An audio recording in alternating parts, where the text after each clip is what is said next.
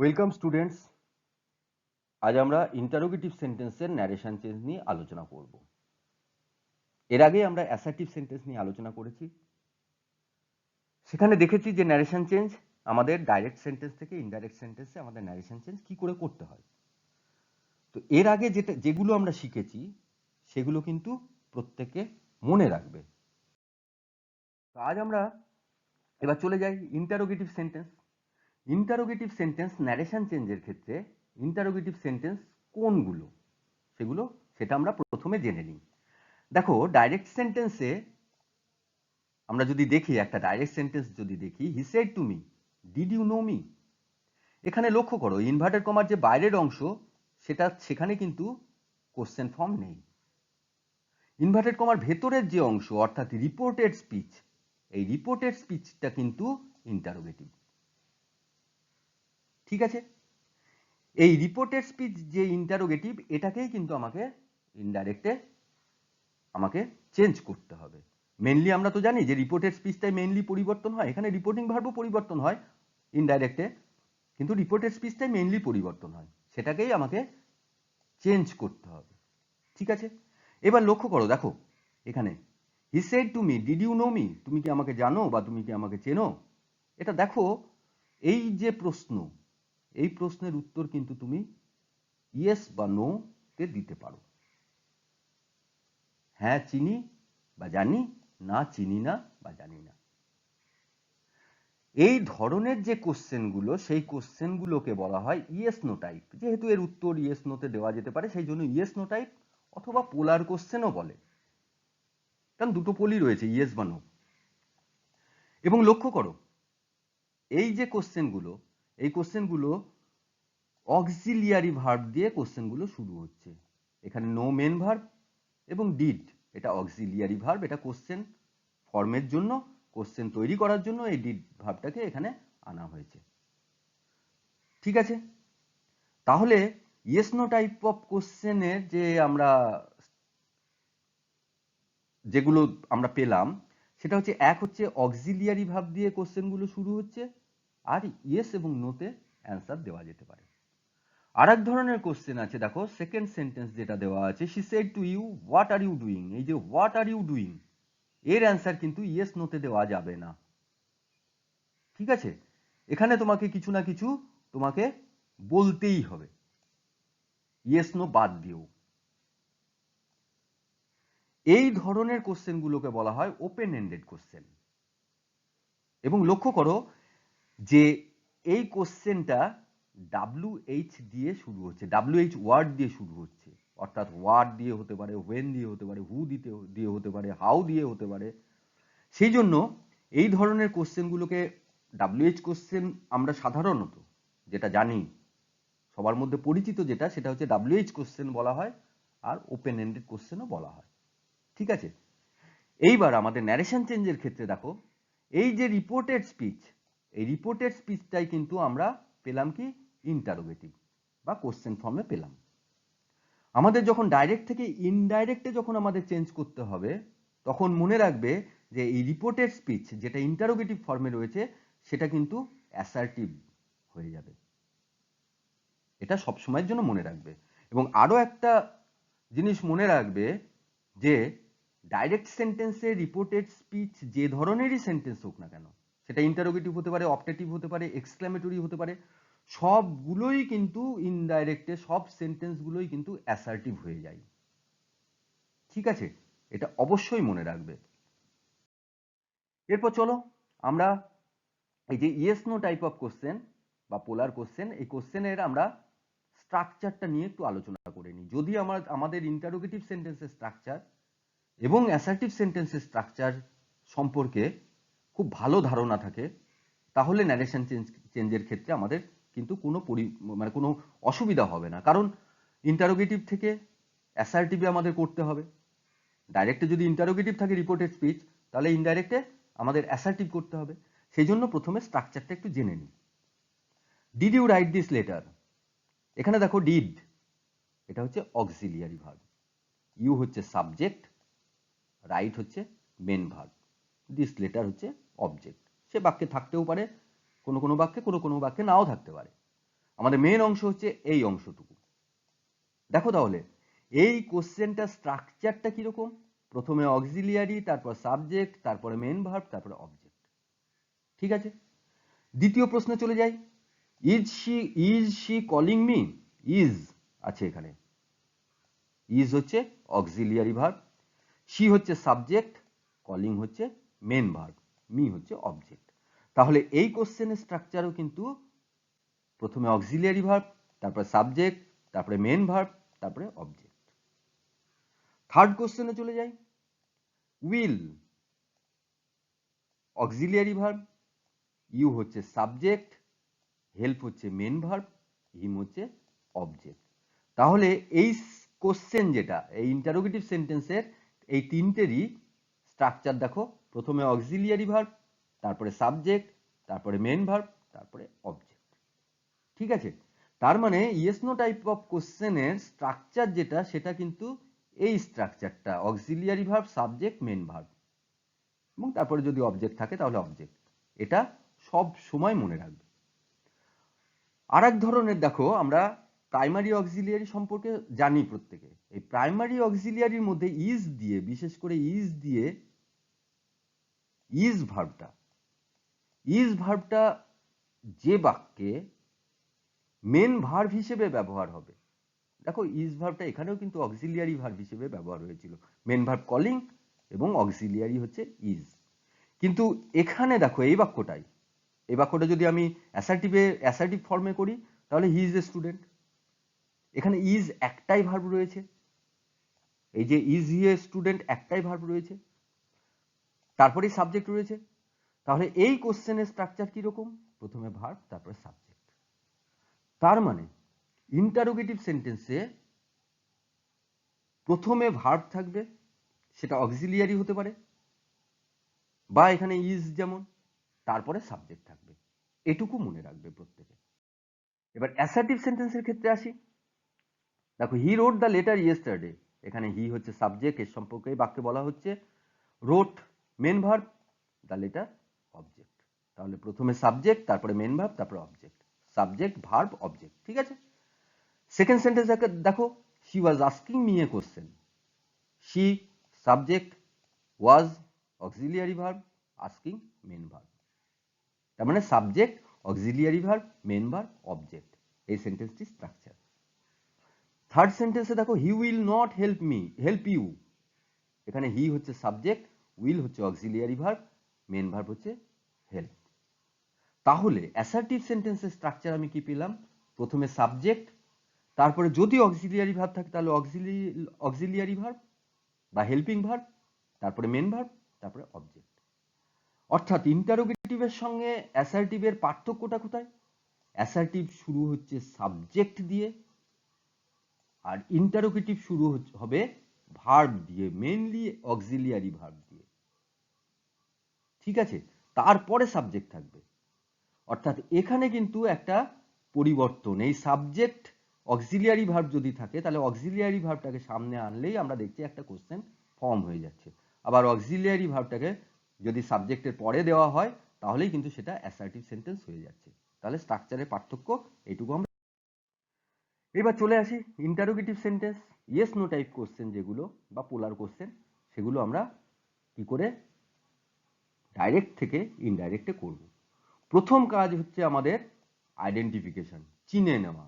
কি কি আইডেন্টিফাই করতে হবে, যেগুলো আমাদের ন্যারেশন চেঞ্জের ক্ষেত্রে কাজে লাগে। দেখো সাবজেক্ট, অবজেক্ট, অর্থাৎ ইনভার্টেড কমার বাইরের অংশের সাবজেক্ট, অবজেক্ট এবং রিপোর্টিং ভার্ব। তারপরে রিপোর্টেড স্পিচের সাবজেক্ট, এটা কিন্তু আমাদের তোমার ইন্টারোগেটিভ সেন্টেন্সের ক্ষেত্রে খুব ভাইটাল এবং খুব কাজে লাগবে।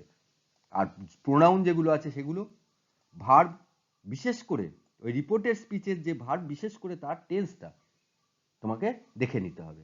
আর অন্য যদি কোনো শব্দ থাকে যেগুলো পরিবর্তন হয় সেইগুলো। তাহলে এই যে she said to me, did you see me here, এই যে যেটা ইন্টারোগেটিভ, যেটা যে সেন্টেন্সটা আমার এখানে দেওয়া আছে, আমরা দেখি সেই সেন্টেন্সের আইডেন্টিফাই করতে পারি কিনা। প্রথমে শি, দেখো subject, said to reporting verb, me object. ঠিক আছে, তাহলে ইনভার্টেড কমার বাইরের অংশের আমার কাজ হয়ে গেল। ইনভার্টেড কমার ভেতরের অংশে ডিড হচ্ছে অক্সিলিয়ারি ভার্ব, ইউ হচ্ছে সাবজেক্ট, সি হচ্ছে মেন ভার্ব, মি হচ্ছে প্রোনাউন। প্রোনাউন এখানে আমরা ইউ যে সাবজেক্ট সেটাও প্রোনাউন পেয়েছি, এটাও প্রোনাউন। আর হেয়ার হচ্ছে অন্য যে স্পেসিফিক। দেখো হেয়ার আমরা জানি, এর আগেই জেনেছি যে হেয়ার থাকলে দেয়ার হয়ে যায়, অর্থাৎ এটা কিন্তু পরিবর্তন হয়। ঠিক আছে, তাহলে আইডেন্টিফাই হয়ে গেল। এইবার চলে এসো রিপোর্টিং ভার্ব। রিপোর্টিং ভার্বটা কিন্তু পরিবর্তন করতে হবে ইন্টারোগেটিভ সেন্টেন্সে। ঠিক আছে, কিরকম কেমন ভাবে পরিবর্তন করতে হবে? দেখো, যদি রিপোর্টিং ভার্ব প্রেজেন্ট টেন্সে থাকে তাহলে আমরা জানি যে প্রেজেন্ট টেন্স থার্ড পারসন এবং সিঙ্গুলার নাম্বার যদি থাকে তাহলে ভার্বের সঙ্গে এস বা ইএস যোগ হয়। তাহলে রিপোর্টিং ভার্ব যদি প্রেজেন্ট টেন্স থাকে এবং সাবজেক্ট যদি থার্ড পারসন এবং সিঙ্গুলার নাম্বার থাকে, তাহলে রিপোর্টিং ভার্বের ওখানে যদি সেস থাকে বা টেল যদি থাকে, তাহলে দেখো আস্কস, এনকোয়ার্স বা ওয়ান্টস টু নো হবে। রিপোর্টিং ভার্ব যদি প্রেজেন্ট টেন্স থাকে এবং সাবজেক্ট যদি ফার্স্ট পারসন, সেকেন্ড পারসন অথবা থার্ড পারসন প্লুরাল নাম্বার থাকে, তাহলে ওই এস বা ইএস যোগ হবে না, ask, enquire, want to know. ঠিক আছে, আর রিপোর্টিং ভার্ব যদি পাস্ট টেন্সে থাকে তাহলে রিপোর্টিং ভার্বটা চেঞ্জ হয়ে যাবে আস্কড, এনকোয়ার্ড আর ওয়ান্টেড টু নো। দেখো এখানে কি আছে, সেড টু আছে, তার মানে পাস্ট টেন্সে আছে, তাহলে হয় আস্কড, নইলে এনকোয়ার্ড, নইলে ওয়ান্টেড টু নো। এইবার আমি তোমাদের এখানে সাজেশন দেবো যে এই তিনটেই মনে না রেখে তোমরা শুধুমাত্র আস্কটাকেই মনে রাখতে পারো, এটাই সবচেয়ে বেশি ব্যবহার হয় এবং তোমার ভুলের সম্ভাবনাটা তাহলে অনেকটাই কমে যাবে। এই তিনটে যদি ব্যবহার করতে পারো খুবই ভালো, যদি ব্যবহার না করতে পারো তাহলে একটাই মনে রাখবে। এরপর দেখো আমাদের ইন্টারোগেটিভ সেন্টেন্সের আর একটা বিশেষ বৈশিষ্ট্য, সেটা আমাদের মনে রাখতে হবে। দেখো আমরা দেখেছিলাম অ্যাসার্টিভ সেন্টেন্সে যে কমা এবং ইনভার্টেড কমার বদলে পরিবর্তে আমার ডাইরেক্ট থেকে ইনডাইরেক্টে পরিবর্তনের ক্ষেত্রে ডাইরেক্টে এই কমা এবং ইনভার্টেড কমার বদলে ইনডাইরেক্টে দ্যাট হয়ে যায়। তাহলে ইন্টারোগেটিভ সেন্টেন্সে কি হবে? ইন্টারোগেটিভ সেন্টেন্সে দেখো, যদি এই রিপোর্টেড স্পিচের যে কোশ্চেনটা, সেই কোশ্চেনটা যদি ইয়েস নো টাইপ হয়, অর্থাৎ যদি অক্সিলিয়ারি ভার্ব, তারপরে সাবজেক্ট, তারপরে মেন ভার্ব, এই যদি রিপোর্টেড স্পিচের স্ট্রাকচার হয়, তাহলে ওখানে লিঙ্কার হিসেবে ইফ বা ওয়েদার বসবে। ঠিক আছে, আরো সহজভাবে মনে রাখতে পারো যে এই কোশ্চেনটা, রিপোর্টেড স্পিচের যে কোশ্চেনটা, সেটা যদি WH কোশ্চেন যদি না হয় তাহলে ইফ অথবা ওয়েদার বসবে। এখানেও তোমাদেরকে একটা সাজেশন দিতে পারি, এই ওয়েদারটাকে না মনে রেখে, হ্যাঁ ওয়েদারটাকে বেশি ব্যবহার করবে না, ইফটাকেই ব্যবহার করবে, কারণ এটা ব্যবহার করাও সোজা, ছোট, মনে রাখা সোজা, বানান ভুলের সম্ভাবনাও এখানে কম হবে। ঠিক আছে, তাহলে আমরা এখানে কি দেখলাম যে অক্সিলিয়ারি ভার্ব দিয়ে যে কোশ্চেন, অর্থাৎ ইয়েস নো টাইপ যে কোশ্চেন, সেই কোশ্চেনের ক্ষেত্রে আমাদের লিঙ্কার ইফ বা ওয়েদার। ঠিক আছে, এরপরে চলো আমরা দেখি যে এটাও খুব ভাইটাল একটা কাজ, সেটা হচ্ছে আমাদের রিপোর্টেড স্পিচের সাবজেক্টটাকে খুঁজে বার করতে হবে। দেখো এখানে দেওয়া আছে, she said to me, did you see the picture? এই যে এখানে ইউ, এটাই হচ্ছে আমাদের সাবজেক্ট। ঠিক আছে, ডিড হচ্ছে অক্সিলিয়ারি ভার্ব, সি হচ্ছে মেন ভার্ব, ইউ হচ্ছে সাবজেক্ট। এই সাবজেক্টটাকে আমাকে খুঁজে বার করতে হবে অবশ্যই। He said to you, is it good or bad? এখানে দেখো ইজ ভার্ব, ইট হচ্ছে সাবজেক্ট, তাহলে আমাদের রিপোর্টেড স্পিচে সাবজেক্টটাকে দেখে নিতে হবে। তারপর দেখো, change the tense of reported speech if the reporting verb is in past tense. এটা আমরা আগেও করেছি, এটাও খুব ভাইটাল একটা জায়গা। সেটা হচ্ছে কি, রিপোর্টেড স্পিচের যে টেন্স, সেই টেন্সটাকে আমাকে পরিবর্তন করতে হবে যদি রিপোর্টিং ভার্ব পাস্ট টেন্সে থাকে। দেখো সেড টু পাস্ট টেন্স, অতএব রিপোর্টেড স্পিচের টেন্স আমাকে পরিবর্তন করতে হবে। এবার রিপোর্টেড স্পিচের টেন্স আমরা কি করে বুঝবো? দেখো ইয়েস নো টাইপ অফ কোশ্চেনে আমরা দেখেছি যে মেন ভার্ব, সাধারণত মেন ভার্ব এবং অক্সিলিয়ারি ভার্ব থাকে। তোমরা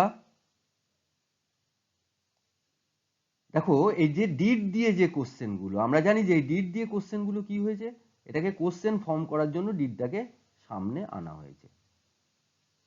এবং এই ডিডটাই এই যে সেন্টেন্সটা ইন্টারোগেটিভ সেন্টেন্সের, তার টেন্সটাকে কিন্তু বলে দিচ্ছে এই ডিড। সুতরাং যখনই তুমি ডাইরেক্ট থেকে ইনডাইরেক্টে চেঞ্জ করতে যাবে, তখন অবশ্যই এই অক্সিলিয়ারি ভার্ব এবং মেন ভার্ব, এই দুটো ভার্বকেই কিন্তু তোমাদের গুরুত্ব দিতে হবে। ডিড দেখে তুমি এই বাক্যটির টেন্স তুমি পেয়ে গেলে, অর্থাৎ পাস্ট টেন্স।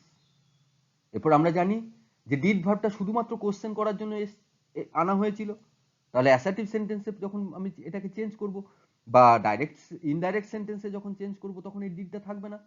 তাহলে ডিডটা থেকে শুধু আমি টেন্সটা নিয়ে নিলাম, আর গো এই যে মেন ভার্ব, এই ভার্বের সেই অনুযায়ী পরিবর্তন করলাম, কি হয়ে গেল, হ্যাড গান।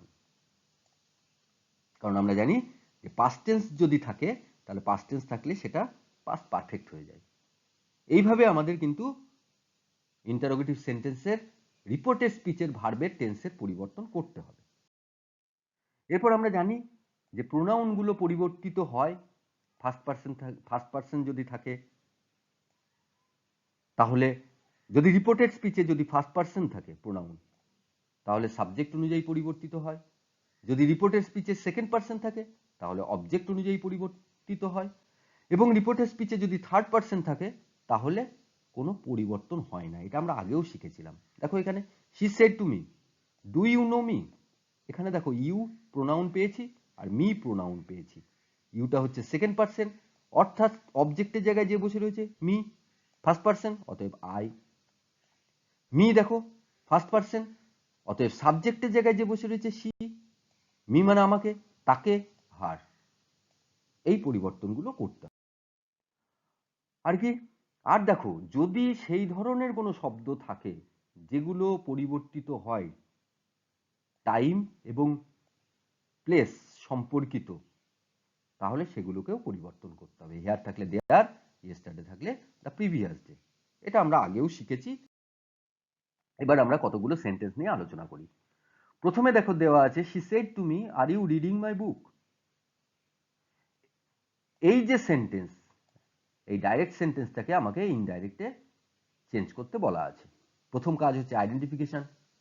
প্রথম subject she, object him, reporting verb said to, subject of the reported speech, আমরা জানি অক্সিলিয়ারি ভার্ব, তারপরে সাবজেক্ট, তাহলে ইউ। প্রোনাউন্স কি কি আছে, ইউ আর মাই। ভার্ব আর রিডিং, তার মানে প্রেজেন্ট কন্টিনিউয়াস। আর অন্য কোনো স্পেসিফিক ওয়ার্ড নেই যেগুলো চেঞ্জ হবে, নেই। তাহলে প্রথম কাজ, আমার লিখতে শুরু করার প্রথম কাজ হচ্ছে সাবজেক্ট এবং অবজেক্ট। রিপোর্টেড স্পিচের যে বাইরের অংশ, সেখানকার সাবজেক্ট এবং অবজেক্ট। দেখো শি হচ্ছে সাবজেক্ট আর হিম হচ্ছে অবজেক্ট, ঠিক আছে। এরপর রিপোর্টিং ভার্ব, রিপোর্টিং ভার্বের পরিবর্তন। সেড টু আছে, আমরা আস্কড করে দেবো। লিঙ্কার, দেখো অক্সিলিয়ারি ভার্ব দিয়ে কোশ্চেন এবং এটা হচ্ছে ইয়েস নো টাইপ কোশ্চেন, তাহলে লিঙ্কার হিসেবে অবশ্যই ইফ আসবে। ওয়েদারও বসাতে পারো, আমি ইফটাকে ব্যবহার করা সহজ বলে আমি ইফটাকেই ব্যবহার করছি। Subject of reported speech, reported স্পিচের সাবজেক্ট অক্সিলিয়ারি ভার্ব, তারপরেই আমি জানি সাবজেক্ট থাকে ইউ, এবং লক্ষ্য করো ইউ সম্পর্কে এই বাক্যে বলা হচ্ছে, অতএব ইউ হচ্ছে সাবজেক্ট, ঠিক আছে। এবং ইউ সাবজেক্ট এবং একটি প্রোনাউন, কোন person, second person. Second person মানে অবজেক্ট অনুযায়ী পরিবর্তিত হবে, তাহলে ইউটা অবজেক্টে কি আছে, হিম আছে, তাহলে ইউটা হি হয়ে যাবে। আর ভার্ব কি আছে, আর রিডিং, প্রেজেন্ট কন্টিনিউয়াস। আমরা জানি প্রেজেন্ট কন্টিনিউয়াস যদি থাকে তাহলে পাস্ট কন্টিনিউয়াস, অর্থাৎ ওয়াজ রিডিং হয়ে যাবে। আর ছিল কিসের জন্য, ইউ ছিল বলে, ইউ এর পরে আর বসে আমরা জানি, কিন্তু এখানে হি আছে সেই জন্য ওয়াজ হয়ে যাবে। এবার প্রোনাউন, প্রোনাউন ইউ, ইউ দেখো আমরা আগেই পরিবর্তন করে নিয়েছি, ইউটা হচ্ছে সাবজেক্টের জায়গায় যেহেতু রয়েছে, সেহেতু আমরা ওইটা পরিবর্তন হয়ে গেছে আগে। এরপর পড়ে রয়েছে প্রোনাউন মাই, আমার, অর্থাৎ ফার্স্ট পারসন। ফার্স্ট পার্সন মানে শি, তার মানে তার, অর্থাৎ কি হয়ে যাবে, হার। দেখো আমার ন্যারেশন চেঞ্জ হয়ে গেল। She asked him if he was reading her book. ঠিক আছে, দেখো she asked him if he was reading her book, তার কোনো চেঞ্জ নেই। দেখি, he said to me have you done your home task. আবার he subject, said to reporting verb, me object, have এটা auxiliary verb, you হচ্ছে reported স্পিচের subject, done হচ্ছে main verb, your pronoun. ঠিক আছে, হোম টাস্ক আমাদের কোনো পরিবর্তন হবে না। প্রথম সাবজেক্ট হি, মি আলাদা করে নিলাম, reporting verb said to change করে নিলাম আস্কড। আমরা দেখেছি যে এটা অক্সিলিয়ারি ভার্ব দিয়ে কোশ্চেন, অতএব লিঙ্কার হচ্ছে ইফ হয়ে গেল। লিঙ্কার ইফের পরই আমাকে সাবজেক্ট এখান থেকে বার করতে হবে। সাবজেক্টকে ইউ সম্পর্কে প্রশ্নটি করা হয়েছে। ঠিক আছে, ইউ হচ্ছে সেকেন্ড পার্সন, তার মানে অবজেক্টের জায়গায় যে বসে রয়েছে মি হচ্ছে ফার্স্ট পার্সন, অতএব ইউটা কি হয়ে যাবে, আই। ভার্ব কি আছে, have done, present perfect tense. Present perfect থাকলে পাস্ট পারফেক্ট হয়ে যায়। দেখো ইউ সাবজেক্ট, এটাকে আমরা আগেই পরিবর্তন করে নিয়েছি। আর কোনো প্রোনাউন আছে কিনা দেখো, ইয়োর মানে তোমার, তাই তো, সেকেন্ড পার্সন, তার মানে অবজেক্টের জায়গায় যে বসে রয়েছে মি, তাহলে আমার কি হয়ে যাবে, মিটা এই ইয়োরটা আমার হয়ে যাবে, অর্থাৎ মাই। দেখো আমার হয়ে গেল। He asked me if I had done my home task, এর কোনো পরিবর্তন নেই। ঠিক আছে, আর একটা দেখি, Leela said to you can you tell me his address. Leela subject, said to reporting verb, you object, can auxiliary verb, you হচ্ছে subject of the reported speech, tell হচ্ছে মেন ভার্ব, আর অন্য প্রোনাউন হচ্ছে মি, হিজ। দেখে now can tell আছে, তার মানে present tense আছে। এবার সাবজেক্ট এবং object, Leela subject, you object, reporting verb said to আছে, আস্ক করে নিলাম। Can you tell me auxiliary verb দিয়ে কোশ্চেন, অতএব লিঙ্কার হবে ইফ। সাবজেক্ট কি আছে, রিপোর্টেড স্পিচের সাবজেক্ট দেখো ইউ। ঠিক আছে, তাহলে ইউ মানে হচ্ছে সেকেন্ড পার্সন, ইউটা হচ্ছে সেকেন্ড পার্সন অর্থাৎ অবজেক্ট অনুযায়ী এই যে ইউ, তাহলে ইউটা ইউই থাকবে। এরপর ভার্ব ক্যান টেল আছে, তাই না, তাহলে ক্যান টেল যদি থাকে তাহলে কুড টেল হয়ে যাবে, হলো। এরপর এরপর প্রোনাউন গুলো দেখবো। ইউ সাবজেক্ট হিসেবে সেটা প্রথমেই পরিবর্তন করে নিয়েছি, কে কে পড়ে রয়েছে, মি আর হিজ। মি দেখো, মি হচ্ছে ফার্স্ট পার্সন অর্থাৎ লীলা বলছে যে আমাকে। ঠিক আছে, তাহলে মিটা কি হয়ে যাবে, হার হয়ে যাবে, তাকে। আর আমরা জানি যে থার্ড পার্সনের প্রোনাউনের কোনো পরিবর্তন হয় না, অতএব হিজ হিজই থাকবে। দেখো আবার হয়ে গেল আমার narration change. Leela asked you if you could tell her his address. দেখো অ্যাড্রেসের কোনো পরিবর্তন প্রয়োজন নেই। এরপর চলে আসি আরেকটি উদাহরণে। I said to her did you write to me before. এক্ষেত্রেও তাই, আই হচ্ছে সাবজেক্ট, আইডেন্টিফাই করি প্রথমে, I subject, said to reporting verb, her হচ্ছে অবজেক্ট, ডিড অক্সিলারি, রাইট হচ্ছে মেন ভার্ব, ইউ হচ্ছে subject of the reported speech. Pronoun কি কি আছে, ইউ এবং মি। ভার্ব ডিড রাইট অর্থাৎ পাস্ট টেন্স, অন্য কোনো শব্দ যেগুলো পরিবর্তন হয় নেই।